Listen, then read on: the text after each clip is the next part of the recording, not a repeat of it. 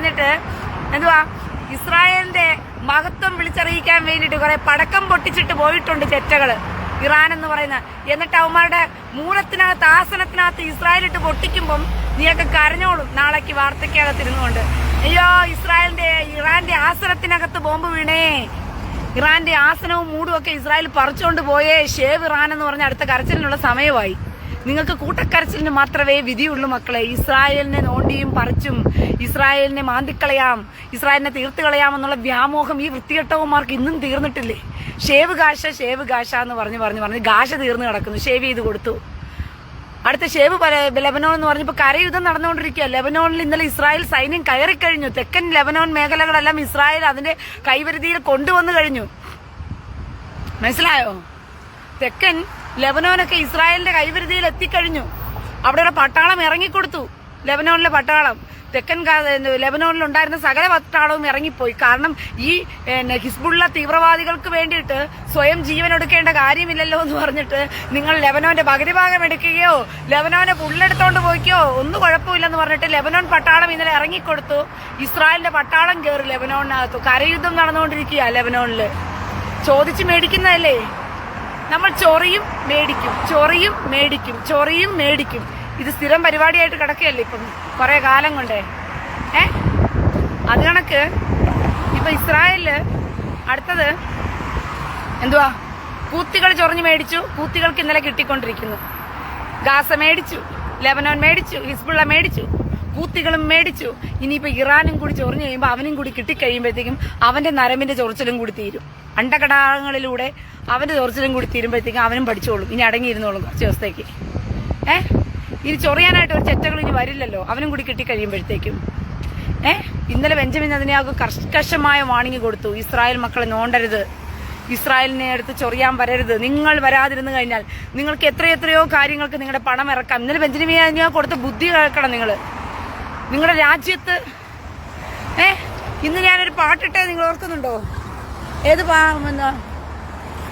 വഴി പിഴച്ചവർ എന്ന് പറഞ്ഞിട്ട് ആ പാട്ടിന്റെ വരി എന്താണ്?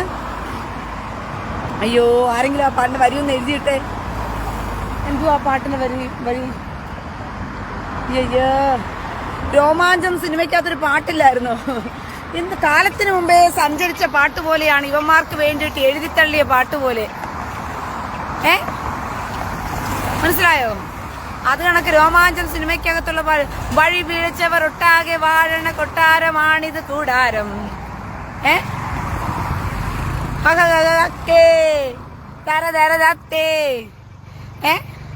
പുല്ലാളിയായി എന്തൊക്കെയോ തോന്നിയവാസികൾ എന്നൊക്കെ പറഞ്ഞിട്ടൊരു വരിയുണ്ട്. അയ്യോ, ആരെങ്കിലും ആ വരി ഒന്ന് എഴുതിയിട്ട് ഞാനൊന്ന് പാടിയെങ്കിലും നിങ്ങളെ സന്തോഷിപ്പിച്ചേക്കാം.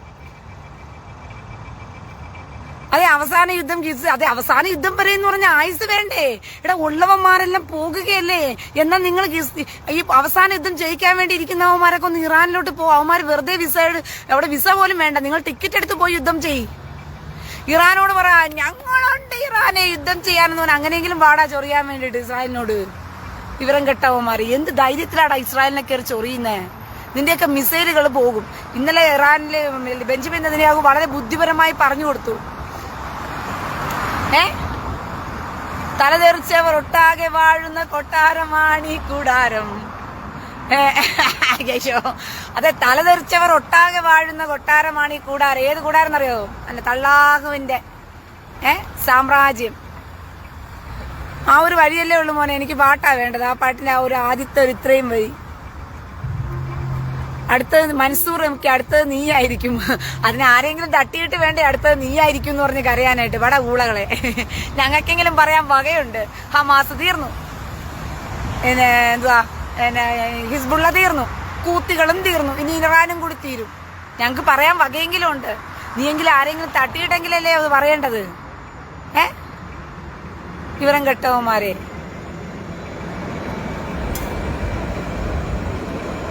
ഷാനവാസ് മുഹമ്മദ്, എന്താ റീനാമേ ഒരു സന്തോഷമില്ലാത്തത്? ആണ്. അയ്യോടാ, കഷ്ടം. ഷാനവാസേ, കരഞ്ഞോണ്ട് തന്നെ നീ ഇത് എഴുതണമല്ലോ. കരഞ്ഞോണ്ട് തന്നെ എഴുതണമല്ലോ ഇത്. നീ എന്താ റീനാമേ സന്തോഷം ഇല്ലാത്തത്? പീലാമ സന്തോഷത്തിലാടാ ഊളയ്ക്കുണ്ടായവനെ. നിന്നെയൊക്കെ കാണാൻ വിവരം കെട്ടവന്മാരെ കാരണം ഇറാനിലെ കുറെ പാവത്തുങ്ങളുടെ ജീവിതം നരബലിയായിട്ട് നീ കൊടുക്കാനിരിക്കുന്ന ചെറ്റകളെ കാണുമ്പോഴുണ്ടല്ലോ കോലെ വരെ അടിക്കാൻ തോന്നുന്നു ചെറ്റകളെ. നീയൊക്കെ എടാ കുത്തിക്കഴപ്പാണോടാ നിനക്കൊക്കെ? നിന്റെ ഉമ്മുന്റെ മതത്തിന്, കോന്തായത്തെ മതത്തിന് കൂത്തിക്കഴപ്പുള്ളവന്മാരെല്ലാം ഈ മതത്തിൽ തൂങ്ങിപ്പിടിച്ച് കിടന്നിട്ട് നിങ്ങൾ എന്നടാ സാധാരണക്കാരന്റെ ജീവൻ എടുക്കാൻ നടക്കുന്ന ഊളകളെ? ഇസ്രായേൽ വന്ന് ചൊറിയും, ഇസ്രായേലിനോട് വന്ന് ചൊറിയും, അവസാനം ഇസ്രായേൽ അടി കൊടുത്ത് മാന്തി കൊടുത്ത് കഴിയുമ്പോഴത്തേക്കും കുറെ എണ്ണം ചത്ത് കഴിയുമ്പോഴത്തേക്കും കൂത്തിക്കഴപ്പ് പിടിച്ചവന്മാരൊക്കെ കിടന്ന് മോങ്ങലോടെ മോങ്ങല്ല. യോ പാവത്തിങ്ങളെ കൊന്നു എന്ന് പറഞ്ഞിട്ട് സാധാരണക്കാരന്റെ ജീവന് പോലും വില കൊടുക്കാതെ കൂത്തിക്കഴപ്പ് തീർക്കാൻ വേണ്ടി മതത്തിന്റെ കോത്തായ മതത്തിലെ ഊളകള് മതത്തിന് വേണ്ടിയിട്ട് യുദ്ധം നടത്തുക. ചേറ്റകൾ മനുഷ്യരുടെ ജീവൻ വെച്ചിട്ട് ചേറ്റകൾ സ്വന്തം ജനത്തിന്റെ ജീവൻ പോലും ബലി കൊടുക്കുന്നവന്മാര് ഊളകള്. ഇതേ കിടക്കുന്ന പലസ്തീൻ എന്ന് പറയുന്ന കുഞ്ഞുങ്ങളെ സംരക്ഷിക്കുന്നത് പോലും ഇസ്രായേലാ. ആ ബോംബ് വന്ന് വീണിരുന്നെങ്കിൽ ഇവിടുത്തെ പലസ്തീനുകൾ തീർന്നു പോയനെ. ഊളകളെ അതിനും ഇസ്രായേൽ തന്നെ എന്ത് ചെയ്യണം? ഇത് കൊടുക്കണം, അയൺ ഡോം സംവിധാനം കൊടുത്ത് അവരെ സംരക്ഷിക്കണം. ഇവിടെയുള്ള മുസ്ലിങ്ങളെ മുഴുവനെയും ബലി കൊടുത്താലും ഇവന്മാർക്ക് വിഷമില്ല.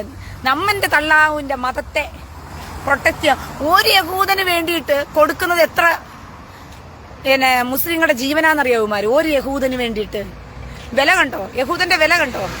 ഒരു യഹൂദന് വേണ്ടിയിട്ട് 10,000 മുസ്ലിങ്ങളുടെ ജീവനെ കൊടുത്താലും ഇവന്മാർക്ക് പ്രശ്നമൊന്നുമില്ല. ഒരു യഹൂദനെ കിട്ടിയാൽ മതി. അയ്യോ ഒരു ബോംബ് ഇറാൻ അങ്ങോട്ട് ഇട്ടാൽ മതി, അതിൽ പുളകം കണ്ടെത്തുന്നവന്മാരെ പൊട്ടിയോ പൊട്ടിയില്ലയോ എന്നുള്ള വിഷയമൊന്നുമല്ല. ഇറാൻ ഇവിടേക്ക് 2 ബോംബ് അങ്ങ് ഇട്ടാൽ മാത്രം മതി.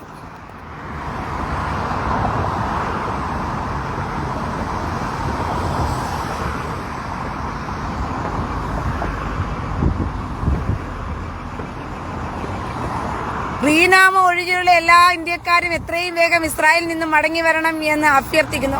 പിന്നെ നിന്റെ അഭ്യർത്ഥന കേട്ടോണ്ടെങ്കിൽ റീനാമ ഒഴികെയുള്ള എല്ലാവന്മാരും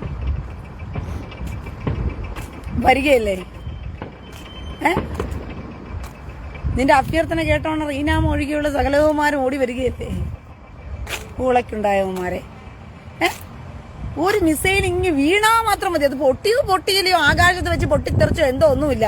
പക്ഷെ ഇറാനൊരു മിസൈൽ വിട്ടോ, എന്റെ ആഹ്ലാദമാണ് ഊളകൾക്ക്. വിവരം കേട്ടവന്മാരെ, ഇറാനൊരു മിസൈൽ ഇടാൻ വേണ്ടി കാത്തിരിക്കുക. അത് പൊട്ടിയെങ്കിൽ പറയാം, പൊട്ടിയതെങ്കിലും പറയാം. പൊട്ടാതിരുന്നാലും വിട്ടല്ലോ എന്ന് പറഞ്ഞ് ആനന്ദിക്കുന്ന മതഭ്രാന്തന്മാര്. ഇമാതിരിയുള്ള മതഭ്രാന്തന്മാരുടെ നാട്ടിലാ. മനസ്സിലായോ?